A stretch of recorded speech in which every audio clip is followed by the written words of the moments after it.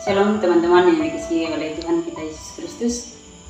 Pertama-tama saya bersyukur kepada Tuhan karena atas berkat penyertaannya sehingga pada kesempatan ini saya masih ada. Itu bukan karena kuat dan hebatnya saya, tapi oleh karena anugerah Tuhan. Pada kesempatan ini saya akan membagikan sedikit dari kebenaran firman Tuhan yang sudah saya siapkan. Tapi sebelum itu izinkan saya untuk memperkenalkan nama saya.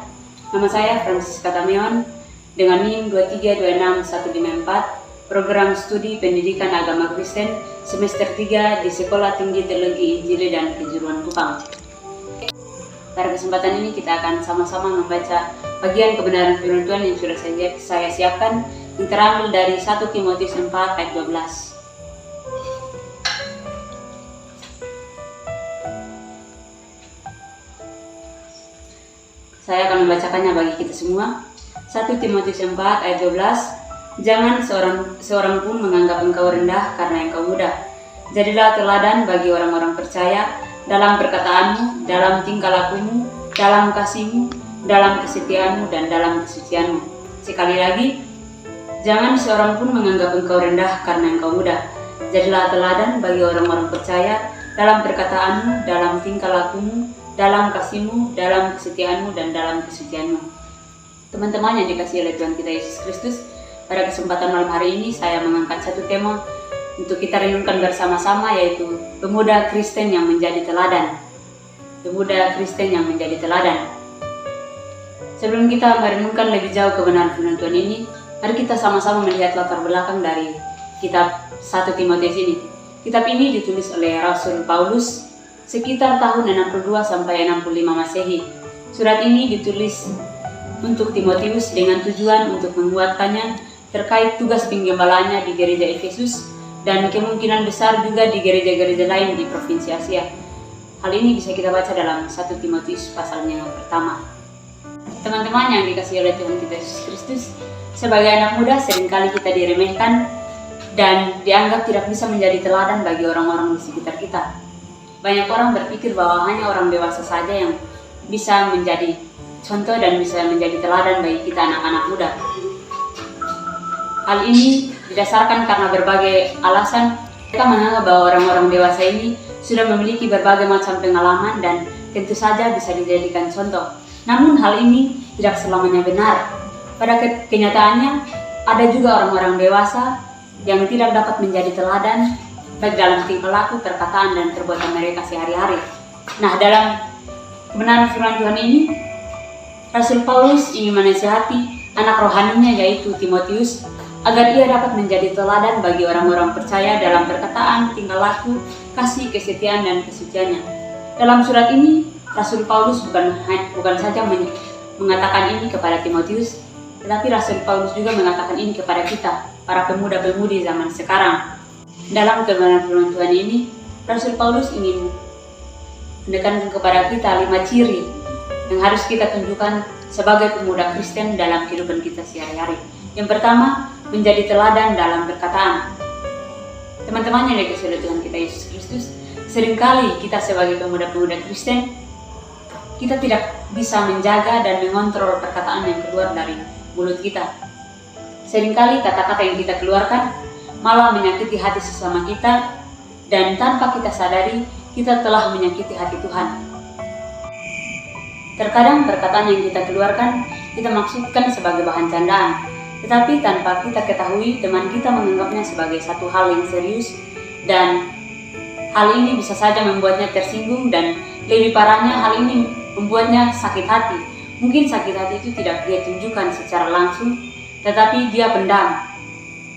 Oleh karena itu, sebagai pemuda-pemuda Kristen, marilah kita menjaga perkataan kita agar apa yang keluar dari mulut kita bisa menjadi berkat bagi banyak orang. Seperti yang dikatakan dalam Efesus 4 ayat 29, janganlah ada perkataan kotor keluar dari mulutmu, tapi pakailah perkataan yang baik untuk membangun di mana perlu, supaya mereka yang mendengarnya beroleh kasih karunia. Bagian yang kedua yaitu menjadi teladan dalam tingkah laku. Sesudah menjadi teladan dalam perkataan kita, tentunya kita juga harus menjadi teladan dalam setiap tingkah laku kita. Jangan sampai apa yang kita ucapkan bertentangan dengan tingkah laku yang kita tunjukkan dalam kehidupan kita sehari-hari. Seringkali kita menyuruh orang lain untuk rajin beribadah, sedangkan kita secara pribadi tidak melakukannya. Hal ini dapat membuat kita tidak didengar oleh orang-orang yang ada di sekitar kita, dan pada saat kita memberikan mereka nasihat, kita tidak akan dihiraukan. Karena apa yang kita katakan nyatanya tidak sesuai dengan apa yang kita lakukan dalam kehidupan kita sehari-hari. Oleh karena itu, mari kita menjadi teladan dalam perkataan dan perbuatan kita sehari-hari, sehingga dimanapun kita berada, banyak orang menjadi terberkati dengan kehadiran kita di sana. Bagian yang ketiga, menjadi teladan dalam kasih. Teman-teman, berbicara mengenai kasih ini bukanlah suatu hal yang mudah, karena kasih membutuhkan adanya suatu pengorbanan. Bagaimana kita menolong sesama kita dengan tulus tanpa meminta balasan? Bagaimana kita tidak membenci orang-orang yang telah menyakiti hati kita? Dalam Matius 22 ayat 39, 1 Yohanes 4 ayat 7, Yohanes 15 ayat 12-13, dan 1 Petrus 4 ayat 8, kita diajarkan untuk saling mengasihi. Kita mengasihi karena kita tahu bahwa kasih itu berasal dari Allah. Kita mengambil satu contoh dari Yesus. Ia rela mati di atas kayu salib untuk menebus dosa-dosa kita. Hal ini menunjukkan kasih-Nya yang begitu besar kepada kita, umat-Nya, agar kita tidak binasa, melainkan memperoleh hidup yang kekal. Bagian yang keempat, menjadi teladan dalam kesetiaan. Kesetiaan berbicara mengenai tanggung jawab kita sebagai pemuda-pemuda Kristen.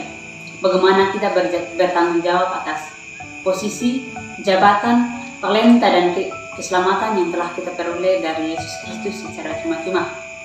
Seringkali kita sebagai pemuda-pemuda Kristen tidak setia kepada Tuhan dan malah lebih setia kepada hal-hal yang berbau duniawi. Seringkali kita lebih setia kepada pasangan kita, dan hal itu membuat kita lupa akan Tuhan.